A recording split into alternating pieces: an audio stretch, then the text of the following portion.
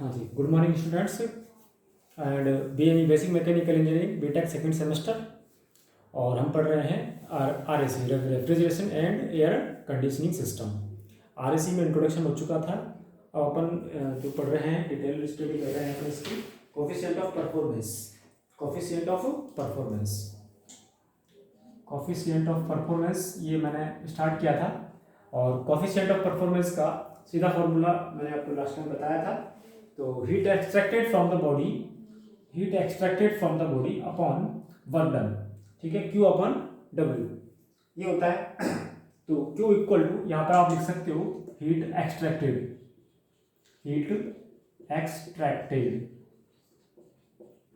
Heat extracted and W equal to work done, work done, W equal to work done on refrigerator, ठीक है, work done on refrigerator. तो यहाँ पर work done on refrigerator,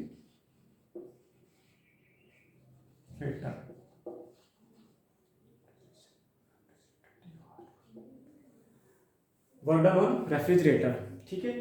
coefficient of performance जो कि मैंने आपको last time बता दिया था, ये जो एफिशिएंसी होती है उसका रिवर्स होता है। क्या होता है? रिवर्स होता है 1 अपॉन ईटा, 1 अपॉन ईटा। एफिशिएंसी का क्या होता है यहाँ पर? ये रिवर्स होता है। और 1 अपॉन एफिशिएंसी इसको बोल सकते हो। After that relative COP is defined as the ratio of actual COP upon theoretical COP। यहाँ पर एक वर्ड आता है relative, relative COP। Relative COP का मतलब किसी चीज में रिलेटिव आ जाता है, मतलब किसी दूसरी चीज के रेस्पेक्ट में हम वर्क कर रहे हैं, ठीक है। तो relative COP is equal to actual COP, ACTU, actual COP upon theoretical COP upon theoretical COP, THEO, theoretical। Relative COP equal to actual COP upon theoretical COP। Last video में अपन ने रेफ्रिजरेशन का इंट्रोडक्शन पूरा किया था, COP start कर दिया था। और COP इक्वल टू यहाँ पर हम पूरा कर रहे हैं COP को heat extracted upon work done, ठीक, work done on the refrigerator. अब ये हीट एक्सट्रैक्ट कैसे हो रखा है, अभी इसका जो वर्किंग ऑफ रेफ्रिजरेशन है वो पूरा अपन डिस्कस करेंगे।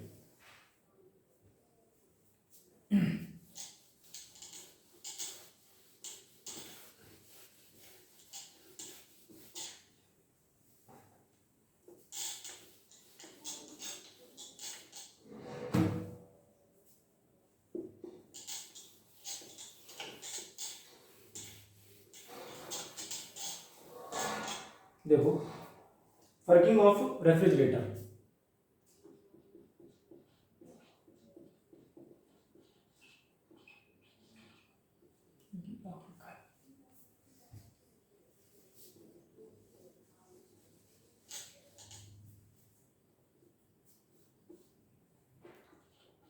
वर्किंग ऑफ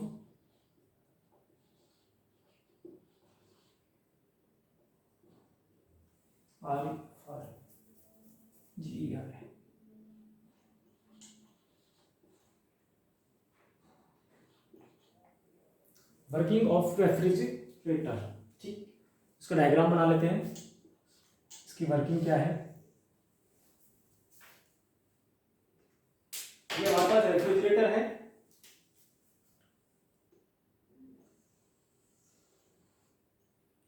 ये रेफ्रिजरेटर आर से डिनोट किया है।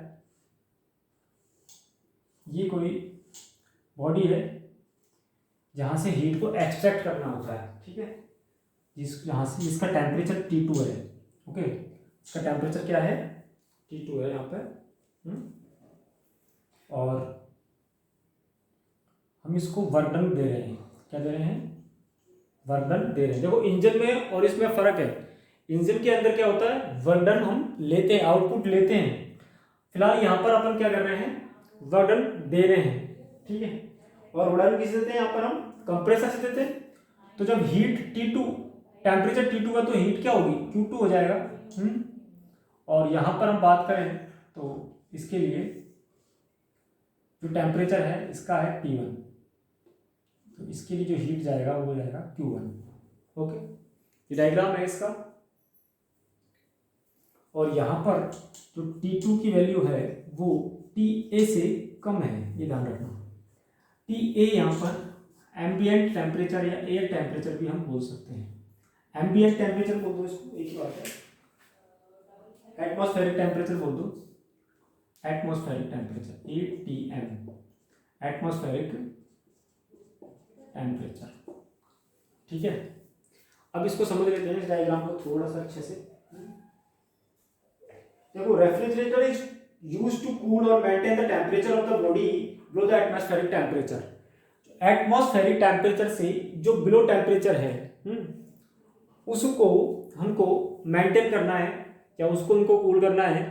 ठीक है, तो वहां पर हम यूज करते हैं रेफ्रिजरेटर का। देखिए, जैसे कि मान लो फ्रिज ही ले लिया आपने, एक एग्जांपल ले लेते हैं हम फ्रिज का। फ्रिज में हम कोई फ्रूट्स रखते हैं या कोई वेजिटेबल्स रखते हैं, उसका टेम्परेचर रूम टेम्परेचर के इक्विवेलेंट होता है लगभग उस टाइम पर जब हम रखते हैं। ठीक है, तब क्या होता है, वो हमने यहाँ रख दिया, रखने के बाद उसका टेम्परेचर कैसे कम हुआ कि उस फ्रूट्स में से जो हीट है वो एक्सट्रैक्ट हो रही है। हीट क्या हो रही है, एक्सट्रैक्ट हो रही है, हीट बाहर निकल रही है। तो जो टेम्परेचर है उसका, हीट बाहर निकल रही है, इसका काम क्या है, रेफ्रिजरेटर का काम क्या है, उसकी हीट को यहाँ से बाहर निकालना एंड देन आउट करना, बाहर करना। तो उसके लिए हमने यहाँ पर वर्क दिया, इसको क्या दिया, वर्क दिया। तो ये क्या कर रहा है, इस बॉडी से हीट को बाहर निकल रहा है, और उसके बाद तो heat is extracted from the cold body. जो भी बॉडी है आपकी, वहां से हीट को एक्सट्रैक्ट करना and delivered to the hot body. For this purpose, the work done on the refrigeration system according to the first law of thermodynamics. तो ये आपका वर्डन देना पड़ेगा, इसमें वर्डन देंगे तभी। वैसे देखो, कभी भी ये उल्टा चीज नहीं होती है कि हीट या वाटर या फ्लो फ्रीली यदि बिना फोर्स के, बिना वेलोसिटी के लोअर टू हायर वर्क करे। हमेशा ध्यान रखना, temperature always flow from higher to lower, velocity always from, या फिर आप ये मान के चलो कि फ्लो, कोई भी फ्लूइड का फ्लो होता है, flow always flow from higher to lower. ठीक है, हायर टू लोअर, तो हमेशा हायर से लोअर के लिए जाती है, जब तक कि हम, न्यूटन का लॉ लगता है, जब तक कि हम यहाँ पर कोई एक्सटर्नल फोर्स से अप्लाई नहीं करें, वर्क अप्लाई नहीं करें। अब यहाँ पर क्या हो रखा है, यहाँ पर क्या पर लोअर से हायर, क्योंकि जो टेम्परेचर है T2 वो क्या है, यहाँ पर टेम्परेचर कितना है, लोअर है, बहुत ही लोअर टेम्परेचर है। तो लोअर से हायर जाने के लिए, T2 से T1 जाने के लिए, उल्टा रिवर्स डायरेक्शन जाने के लिए हम क्या करेंगे, यहाँ पर वर्क डन लगाना पड़ेगा। एक्स्ट्रा जो आपको वर्क है वो अप्लाई करना पड़ेगा एज ए कंप्रेसर, यहाँ पर हम वर्क डन अप्लाई करते हैं। ठीक है, तो ये चीज है। अब सबसे बड़ी बात तो आपको ये आएगी, बेसिक मैकेनिकल फर्स्ट ईयर के बच्चे हो आप, तो इसमें ये आएगा सर, ये Q2 और T2 का मतलब क्या है। यहाँ पर देखो भाई, Q हीट होती है बेटा, ध्यान रखना है ना, और उसका फॉर्मूला होता है mCp/dt। Q equal to mCp/dt, m equal to यहाँ पर हो गया मास, ये हो गई specific heat,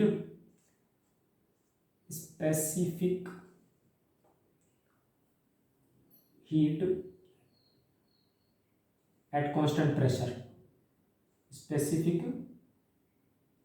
heat at constant pressure, है ना, कांस्टेंट प्रेशर। ओके, ये हो गया आपका चेंज इन टेम्परेचर, चेंज इन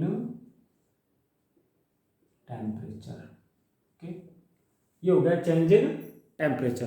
तो ये चीजें हैं यहाँ पर, ये स्पेसिफिक हीट हो गई, चेंज इन टेम्परेचर हो गया। तो ये फॉर्मूला लगता है। यहाँ पर जो टेम्परेचर है भाई, ये वैल्यू आपकी, जब टेम्परेचर को हीट में जब तक हम कन्वर्ट नहीं करेंगे, जब तक कि मास की एग्जिस्टेंस ही नहीं होगी। इसलिए हीट के लिए पर्टिकुलर मास की जरूरत होती है।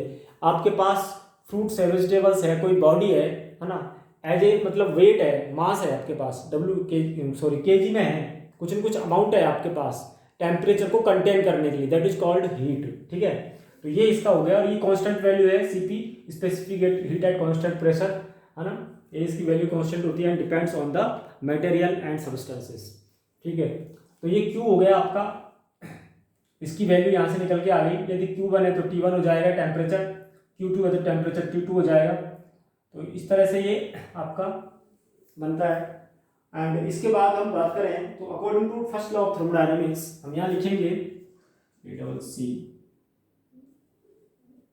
CORDING according to first law of thermodynamics. According to first law of thermodynamics क्या बोलता है, यहाँ पर जो हमारे पास रेफ्रिजरेशन में जो इनपुट कंटेंट है कौन कौन से हैं, W है प्लस Q2 है इक्वल टू आउटपुट कितना है बाहर की तरफ जा रहा है Q1 है। ठीक है, first law of thermodynamics equal to DQ plus DU equal to DW होता है ना। तो ये हो गया W प्लस Q2। अंदर की तरफ जो इसमें हम दे रहे हैं क्या क्या दे रहे हैं, हीट इनपुट आ रही है, लो टेम्परेचर पर हीट जा रही है और वर्क डन दे रही है, दोनों चीज़ें। तो ये जंक्शन हो गया एक तरीके से W plus Q2 equal to Q1। यहाँ पर हमारे पास वर्क डन हो जाएगा आपके पास Q1 माइनस Q2। ठीक है, ये W की वैल्यू आ गई Q1 माइनस Q2। यहाँ तो बता लीजिए। तो coefficient of performance of the refrigerator equal to, हम आगे की बात करें कि COP equal to coefficient of performance का फॉर्मूला मैंने लिखाया था, क्या होता Q अपॉन W था। Q क्या था यहाँ पर, हीट एक्सट्रैक्टेड। तो हीट एक्सट्रैक्टेड क्या थी, Q2 थी, तो Q2 तो रहेगा ही रहेगा अपॉन W की वैल्यू आ गई Q1 माइनस Q2। W की वैल्यू आ गई यहाँ पर Q1 माइनस Q2। ठीक है, तो ये आपका COP निकल के आता है, coefficient of performance of refrigerator. ठीक है, after that we will discuss about the topic of application of, यहां पर मैं लिख देता हूं साइड में,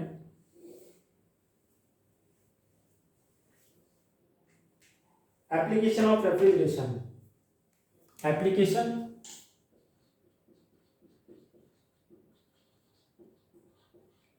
ऑफ रेफ्रिजरेशन। कौन कौन से एप्लीकेशंस हैं यहाँ पर, ये नोट डाउन कीजिए। एप्लीकेशंस ऑफ रेफ्रिजरेशन में in cooling the drinking water and in cooling the drinking water and beverages,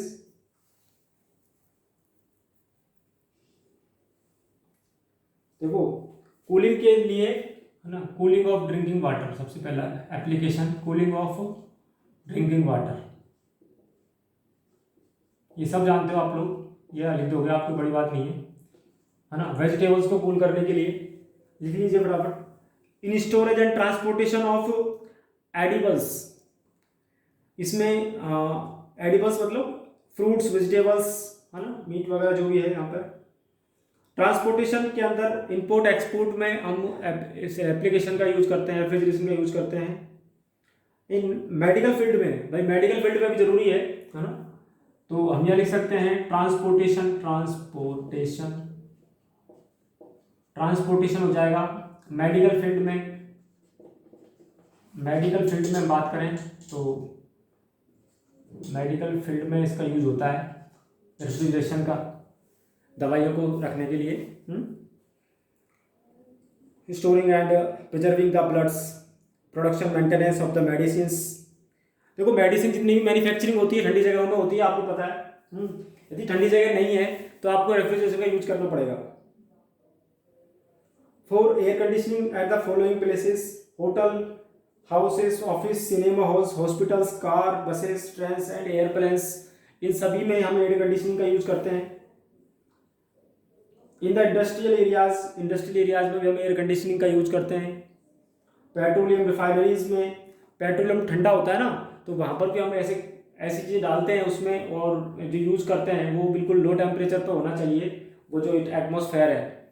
ठीक है, उसके बाद अलावा इंडस्ट्रीज में कैसे हम काम करते हैं, भाई मैन्युफैक्चरिंग होगी किसी भी चीज़ की, आप मैन्युफैक्चरिंग इंडस्ट्री है, मान लो मैन्युफैक्चरिंग है, MANUFACTURING, मैन्युफैक्चरिंग इंडस्ट्री है। तो उसमें भी क्या होता है कि जो टेम्परेचर यदि ज़्यादा हो जाता है तो हम मेल्टिंग होने की संभावना रहती है, बहुत ही लोअर टेम्परेचर, बहुत ही माइनर लेवल पे मेल्टिंग हो जाती है कभी कभी। और जब हम मैन्युफैक्चरिंग डाइस वगैरह तैयार करते हैं तो वहाँ पर क्या होता है, डिफेक्ट आने के पूरे चांस रहते हैं। इसलिए ज़्यादातर इंडस्ट्रीज में मैन्युफैक्चरिंग कंपनी जितने भी हैं वहाँ पर रेफ्रिजरेशन का यूज करते हैं, एसी वगैरह का यूज करते हैं, ठीक है। अब इसके अंदर क्या क्या एसी होते हैं, क्या क्या क्या है, पूरा फ्रिज अलग है, एसी अलग है, ये क्या सिस्टम है, इसका हमने आगे डिस्कस करेंगे इस बारे में, ठीक है। Chemical substances, chemical industries, production of steel, production of ice, research laboratories and production of rocket fuels, इन सब के अंदर यहाँ पर हम इनका यूज करते हैं, ठीक है। ये सब चीज़ का यूज कर लेते हैं।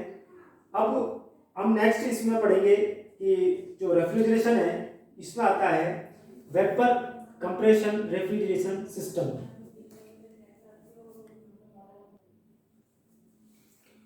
वेपर कंप्रेशन रेफ्रिजरेशन सिस्टम में हम क्या कहते हैं कि इसके अंदर हम गैसेस का यूज करते हैं। वेपर कंप्रेशन रेफ्रिजरेशन सिस्टम में क्या करते हैं, गैसेस का यूज करते हैं, और which can easily flow and vaporizes in different atmospheric ranges of temperature and pressure. And this refrigerant, जो रेफ्रिजरेंट हम यूज करते हैं ठंडा होने के लिए, जो गैसेज या रेफ्रिजरेंट यूज करते हैं, ठीक है, वो कौन कौन से होते हैं। वो एक पहली बात तो ये है कि वो हाई प्रेशर पर कंप्रेस्ड होती है ना, हाई प्रेशर पर उसको हम कंप्रेस्ड कर पाते हैं, वो गैसेज यूज करते हैं। So it is called vapour compression refrigeration, इसको हम बोलते हैं। वेपर कंप्रेशन रेफ्रिजरेशन बोलते हैं कि हाई प्रेशर पर जो वेपर होती है, जो रेफ्रिजरेंट हम यूज करते हैं उसको हाई प्रेशर पर कंप्रेस करते हैं, ठीक है। तो इसका नाम इसलिए हमने वेपर कंप्रेशन डाला है। अब इसके अंदर अमोनिया हो गया, फ्रीऑन हो गया, कार्बन डाइऑक्साइड हो गया, सल्फर डाइऑक्साइड है, these are used as a refrigerant in it. हम इन सभी को, कौन कौन सी चीजों को, अमोनिया, फ्रीऑन, कार्बन डाइऑक्साइड, हम बोल सकते हैं अमोनिया, फ्रीऑन,